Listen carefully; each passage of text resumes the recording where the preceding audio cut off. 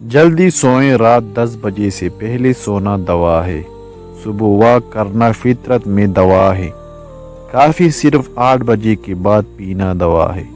خالی پیٹ 500 ملی لیٹر پانی پینا دوا ہے،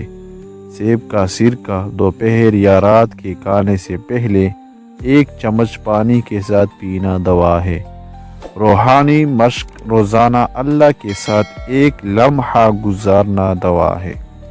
صحت بخش غذا چینی، الکوہل اور ڈیری سے پرہیز دوا ہے، مثبت ماحول سے منفی لوگوں سے دور رہنا دوا ہے، گہری سانس لینا، روزانہ 5 منٹ مشق کرنا دوا ہے، معیاری نیند 6-8 گھنٹے کی نیند کو ترجیح دینا دوا ہے، صبح سورج کی روشنی، کم از کم 20 منٹ سورج کی روشنی حاصل کرنا دوا ہے، ہر رکاوٹ میں کوئی نہ کوئی بہتری چھپی ہوتی ہے، یہ بات اللہ ہی بہتر جانتا ہے، جاہل انسان دماغ سے زیادہ زبان استعمال کرتا ہے، لوگوں سے امیدیں انسانوں والی رکھے، فرشتوں والی نہیں، اچھے اخلاق میں میٹھا بولنا ہی نہیں بلکہ کڑوی بات کو برداشت کرنا بھی شامل ہے، انڈا قدرت کی وہ نعمت ہے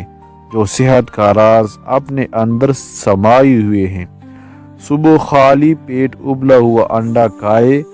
جسم کو طاقت اور دین کو تازگی ملتی ہے، ورزش کے بعد انڈا کھانا پٹوں کو نئی جان بخشتا ہے، رات کو زیادہ انڈے معدے پر بوجھ بن سکتے ہیں، وقت کا خیال رکھے، زردی سے نہ گھبرائے، یہی تو آنکھوں اور دماغ کی روشنی ہے، نمک کم رکھے تاکہ دل سلامت رہے اور ذائقہ بھی برقرار رہے، نیم ابلا انڈا طاقت بڑھاتا ہے مگر اعتدال زندگی کا حسن ہے، انڈا درست طریقے سے کھائے، صحت خود آپ کی طرف چل کر آئے گی، دیسی انڈا ہو تو بات ہی کچھ اور ہے، صحت اور ذائقہ دونوں ایک ساتھ، جیسے کہا گیا ہے خوراک ہو سادہ تو زندگی ہو خوشگوار۔